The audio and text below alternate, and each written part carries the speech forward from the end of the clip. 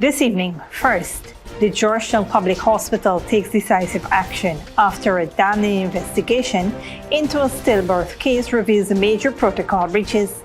Hear what's next for the doctors involved, plus a mother's desperate plea for the return of her 12-year-old daughter. It has been almost a month and her family is clinging to hope. And a two-car collision near the Ruimveldt Police Outpost has neighbours calling for urgent traffic reforms. Could reckless driving be the root cause? Also, love is in the air and the marketplace. With Valentine's Day just hours away, local businesses gear up for one of the most profitable days of the year. Finally, in international news, President Donald Trump and Vladimir Putin agrees to meet as hope rise for an end to the war in Ukraine. Stay with us. Details on these stories and more are coming up on Headline News Update.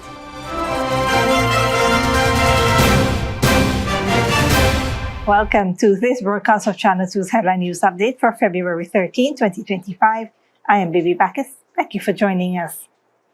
First up, a road accident near the Ruimveldt Police Outpost caused a stir earlier today, leaving one vehicle severely damaged and raising concerns about road safety in that area.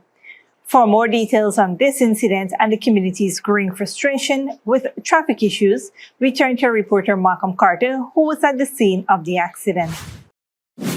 A car accident occurred today at the intersection near the Ruimveldt Police Station, leaving one vehicle badly damaged. The incident, which happened late in the morning, attracted onlookers and a quick response from law enforcement. Eyewitnesses reported that the driver of a silver Toyota sedan crashed into a white SUV and lost control. An eyewitness, a vendor at the intersection, revealed what he saw happened in the situation, which caused significant damage to the vehicle. He jumped in the road and the big man was driving the white vehicle there. Give you a jam up. But he also narrated that this road needs to get a speed up or it needs to get this station lining a little more, you know. Because when a man come at the checkpoint to come across this road, he don't see clearly. With traffic accidents occurring almost daily, citizens are growing increasingly concerned that the rate of collisions will not decline anytime soon. Many believe that reckless driving, speeding, and lack of proper enforcement contribute to the problem. Some residents are calling for stricter traffic regulations, better road infrastructure, and more public awareness campaigns on road safety. Until these measures are in place, the fear remains that road accidents will continue to be a major issue in the country. Drivers are urged to exercise caution and adhere to speed limits. Investigations are ongoing and more updates will follow as information becomes available. Reporting for Headline News Update, Malcolm Carter. Thanks, Malcolm. A mother of three is pleading for the return of her eldest daughter after she went missing almost a month ago. It's hard. I just been with the public. Whoever saw my daughter know where she is. Let her come home. Let her come home safe. 12-year-old Shanika Edwards, a student of Tuckville Secondary School, was last seen in her school uniform outside the compound on Monday, January 20th. 2025. In an interview with Headline News on Tuesday, the mother of the preteen, Chanel Edwards, said she realized her daughter went missing after the child's father went to pick her up from school around 3:30 p.m., but she was not there. When the father go to pick her up at 3:30 in the afternoon, he told me that she's not in school. He asked me if I pick her up. I said, no, I did not pick her up. I reached out to one of those teachers there. She told me that there's some sports going on at Evelyn Ground and some of the children's gone there. So maybe he could check there. I reached out to you. I tell him just to check there. We went and we checked. Still, we waited in town, all the park. I guess some of my friends, family, everybody at each park standing up. Nobody saw her from that day to now. Chanel recalled that she and Shanika's father would typically take her to and from school daily. However, on the day Shanika went missing, both parents were unavailable, so they arranged for a taxi to drop her off. One vendor noted that she saw the child come out to buy something at the gate, but did not notice where she went. After the taxi would have dropped her off, she come out the gate to buy something, the vendor told me. And by the time she could have actually wished to go in and raise up her head, the child disappeared because there was so many children she had to sell. That's what she explained to me. And from since then to now, I never seen back my child, hear back from her. She's not at no family member, relative, or nothing. I checked, but me 2 foot could carry me. I went all over that I could go in search of her. Still, I ain't get through up to now. Shanika's mother described her daughter as a loving and helpful child. She's a loving child. She's assisting, doing chores. She's a loving child. The distraught mother is asking anyone with information about her missing 12-year-old daughter to come forward. You can contact her on 660-9445, 617-6362, or the nearest police station. Whoever know where my child is or get any idea where she is or no, y'all could reach out to some family member if y'all don't want to come and drop her off or bring her or whatever. But all I want is the safety return of my child. That's my main focus right now. On a different note, the Georgetown Public Hospital Corporation has concluded its internal investigation into a recent stillborn case, revealing that medical staff failed to follow proper protocols. The incident involved Mayhem Gonzalez, a 32-year-old Venezuelan woman who suffered a stillbirth while in labor at the hospital. The hospital's independent review panel determined that the managing doctors did not adhere to the required medical protocols. As a result, GPHC's management has accepted several recommendations, including the termination of a senior doctor responsible for overseeing the shift and case, whose lack of supervision contributed to the breaches, the suspension of 2 doctors with senior oversight of the case for 28 days.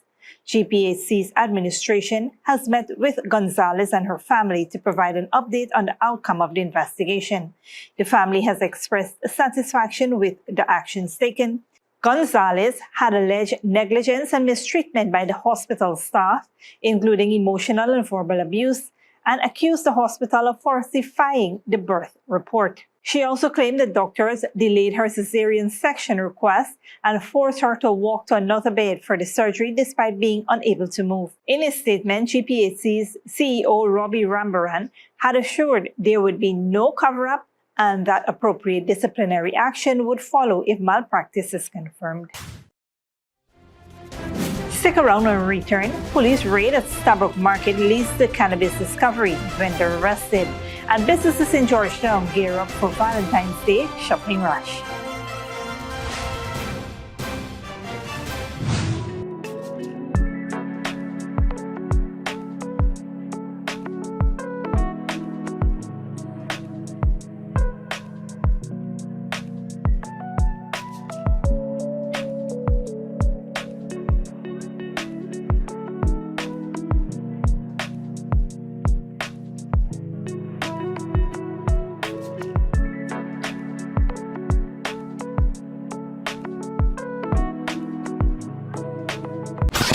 It's Digicell's 18th anniversary and we're going big with our blowout sale. Get up to 40% off Samsung smartphones. Yes, you heard that right. 40% off Samsung smartphones. Grab the Samsung A05 for just $17,000. The A15 for only $27,000. And the A25 at a jaw-dropping $35,000. But wait, there's more. With every purchase, enjoy a 30-day free data plan to stay connected. Hurry to a Digicel store near you. Offer good while stocks last. Digicel, the network for everyone, everywhere. Sneakily with a gift of sight from Modern Optical Services. Let our professional team examine and prescribe what's best for your eyes.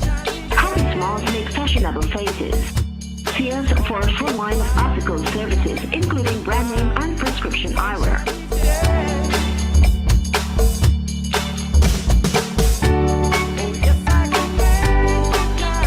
Modern Optical Services, 316 Middle Street, Georgetown. Telephone 226-1082. Good girl forget things. What's the problem, Granny? I want money for borrow for do a surgery. I was dancing and I fall and fracture my hip. If you need some quick money, you should check Lender's Jewelry and Pawn Shop. Lender's Jewelry and Pawn Shop, Lot 238 South Road Border, Georgetown. Get jewelry made to order in just 72 hours. We also accept vehicles. Lender's, best rates, longest payback period. Boys, I get through. Plus, I could dance again. Lender's Jewelry and Pawn Shop. Furnishing your home or office has never been easier. Here at Kissoon's, our inventory of locally made and imported furniture, offered at amazing prices, will leave you wanting more. From vinyl, floor rugs and carpets, bedroom, dining and living room sets, mattresses, pillows, office desk, chairs and filing cabinets, outdoor benches and tables. We have a piece of furniture for every room imaginable in your home or office. Check out our flagship store at Industrial Site Ruimveldt or one of our branches in New Amsterdam, Port Morant, Riverton and Camp Street. Kissoon's Furniture, furnishing homes for over 50 years.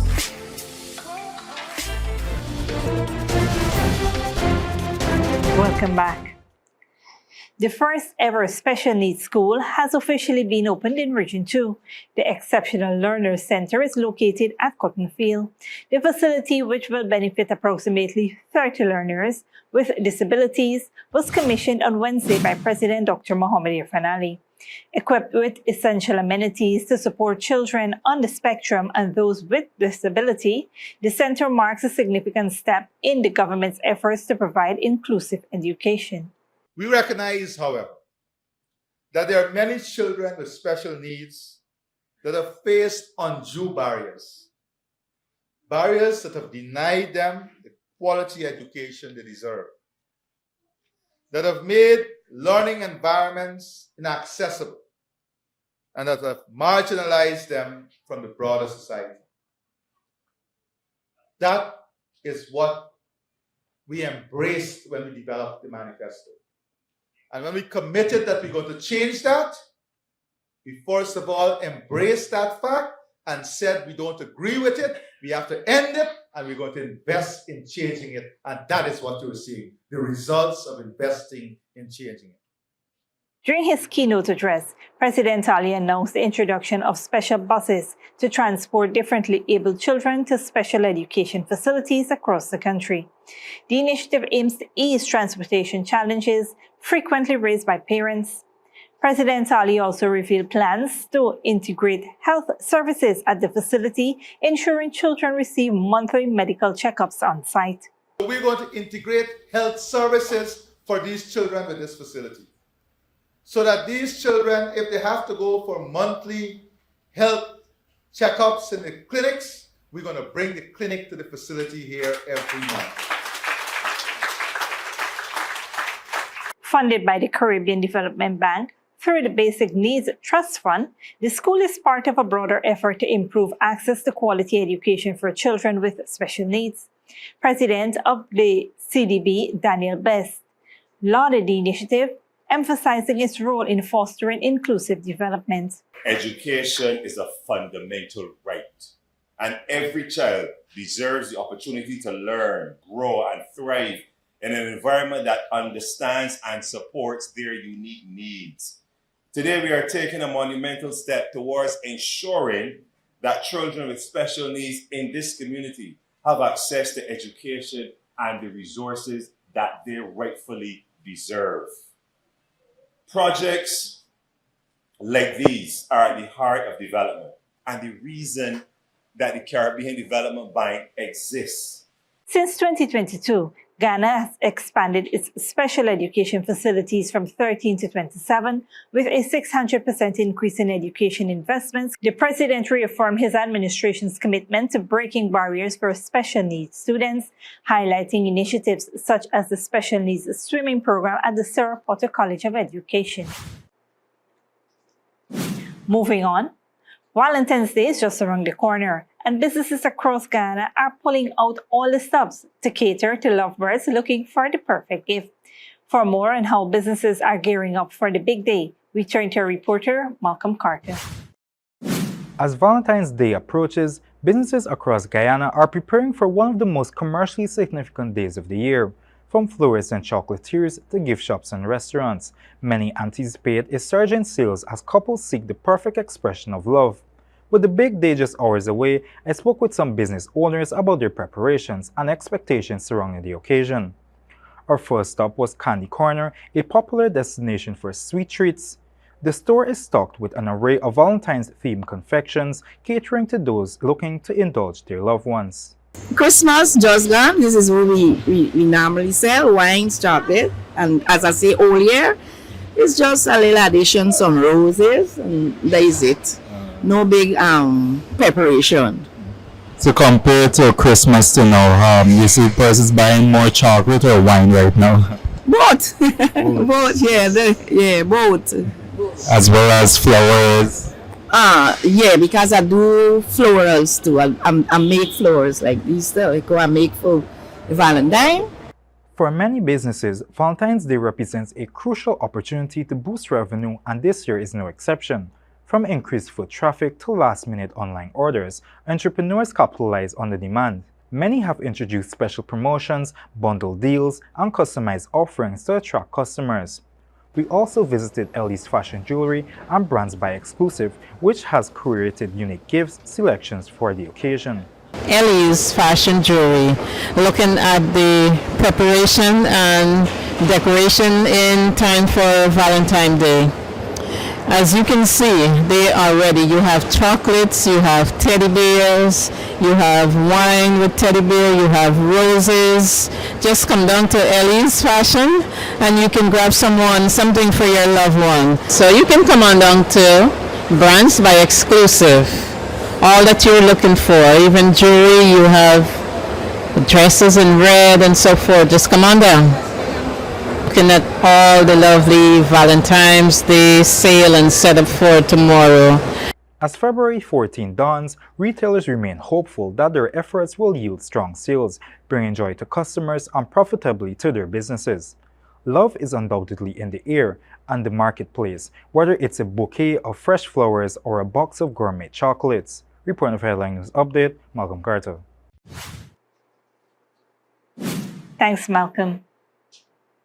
A police raid conducted at the Starbuck Market tarmac on Wednesday night led to the discovery of illegal narcotics. The operation, led by Assistant Superintendent from Region Division 4A, targeted a stall operated by 26-year-old Kevin Evans, a vendor from Seafield, Sophia. During the raid, police found several Ziploc bags containing leaves, seeds, and stems suspected to be cannabis. Further searching near the stall uncovered a plastic bag with additional cannabis. Evans was shown the suspected drugs, cautioned, and arrested after he admitted ownership. The total of the cannabis found altogether total almost 500 grams. Evans is currently in police custody and is expected to face charges soon. Don't go away after the break. Joyride turns tragic as driver tries to evade cops and roadblock in Trinidad and Tobago. And Danish petition to buy California attracts hundreds of thousands of signatures.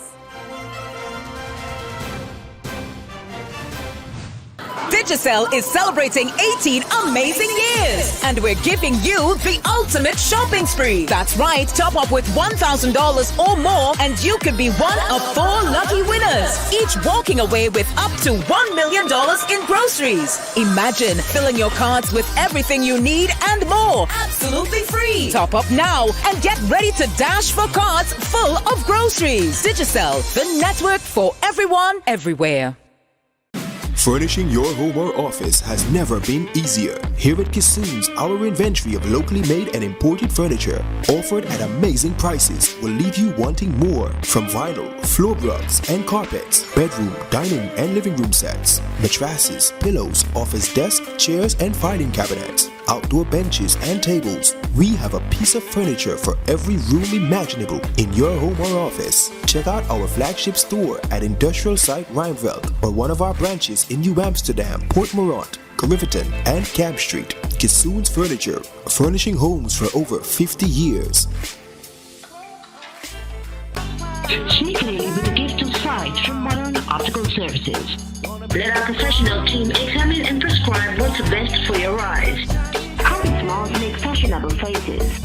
See us for a full line of optical services, including brand name and prescription eyewear.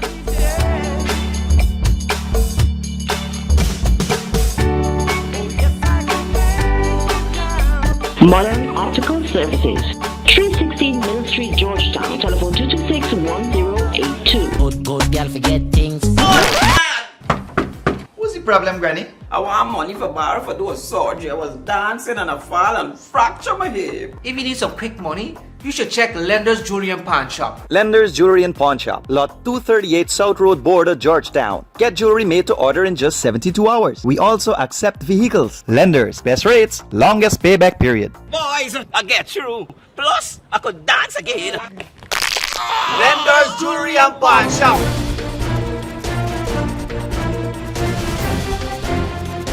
Welcome back. Now we take a look at what's happening in the region and around the world. Good evening. I'm Malcolm Carter. Welcome to our regional and international news segment, which keeps you informed and up to date with trending news stories worldwide. In the Caribbean, 2 teenagers ages 15 and 16 in Trinidad and Tobago were killed and another was injured after a police chase ended in a car crash in Pointe-Pierre on Monday night.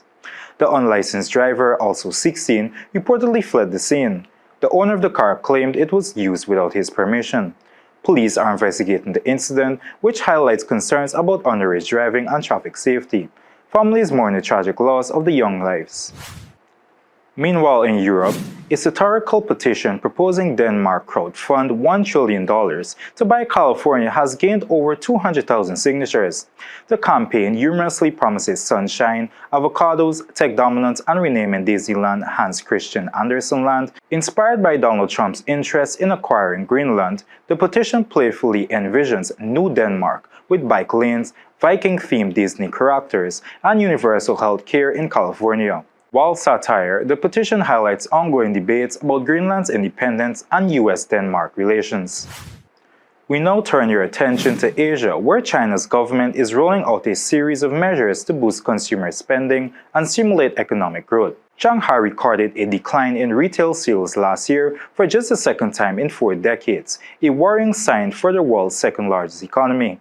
Al Jazeera's Jessica Washington reports. The heart of Shanghai's old city, thousands of visitors have come to see the historic architecture and the colorful lanterns. This is the Yuyuan Market, one of the many shopping and dining districts in Shanghai. Some of the small business owners here told us, while the area looks busy, many among the crowd of visitors are window shoppers. Zhang Zhiwei runs a jade store selling jewelry and ornaments with his father. Purchasing power is relatively low. I feel that people are not very rich these days. Our customers are buying cheap goods instead. Factors like the property sector slowdown and a challenging job market are stifling consumer confidence. Chinese households save at some of the highest rates in the world. While spending received a boost during the Chinese New Year public holiday, economists noted the biggest gains were in low-cost items like movie tickets. In an attempt to reverse the downturn in spending, Shanghai and other cities around China are preparing to release another round of consumption vouchers. These provide discounts for things like movie tickets, restaurant dining, and hotel accommodation. In 2024, Shanghai, a city of 25 million people, noted a decline in retail sales for only the second time in 40 years. We are here just for sightseeing. We don't plan to buy anything. In a February cabinet meeting, China's leadership pledged to vigorously boost consumer spending this year, using methods like increasing wages, as well as expanding the nationwide trade-in scheme. Stores around China are offering discounts for customers who trade in their old appliances and electronics. Economists say increasing domestic spending is crucial to offset an anticipated decline in exports. This is, I think, the biggest issue that China faces, is in terms of trying to lift the level of household consumption over time so that it can start taking pressure on those other areas where it's becoming increasingly hard to eke out sufficient demand.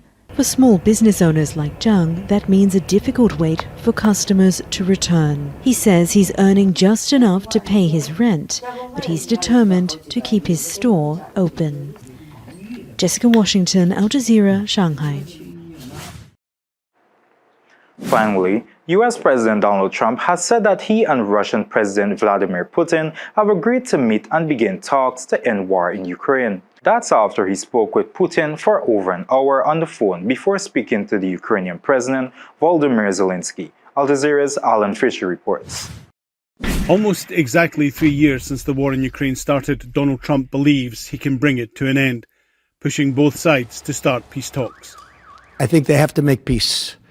Their people are being killed, and I think they have to make peace. I said that was not a good war to go into, and I think they have to make peace. That's what I think. He campaigned saying he could negotiate a peace deal, his new defence secretary, giving NATO allies an idea of what that may look like.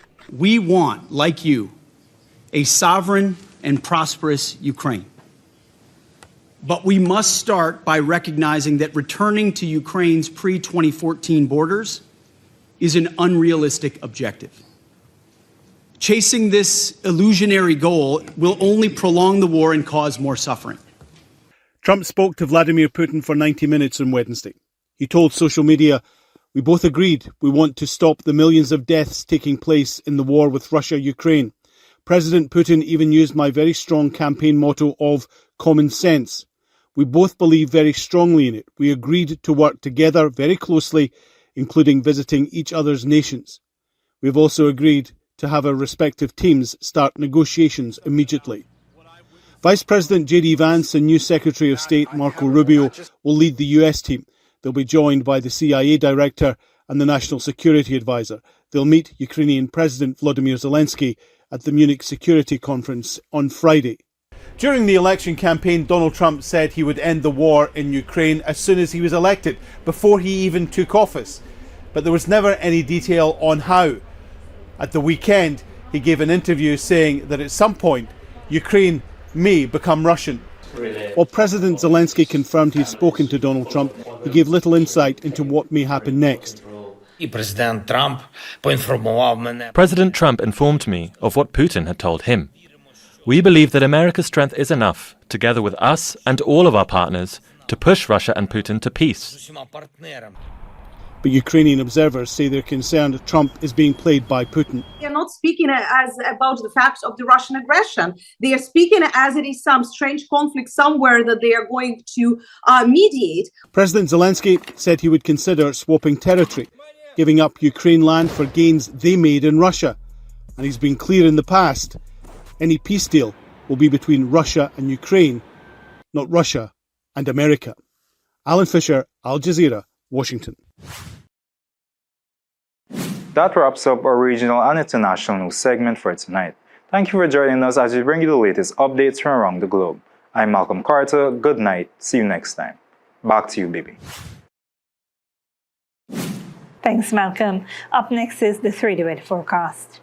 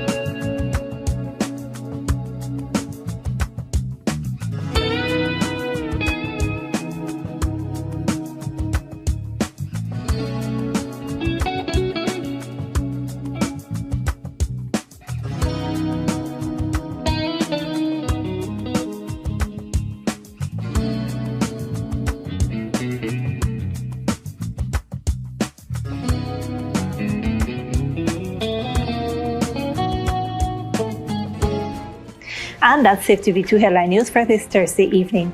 As we take our leave, we invite you to follow us on Facebook and YouTube.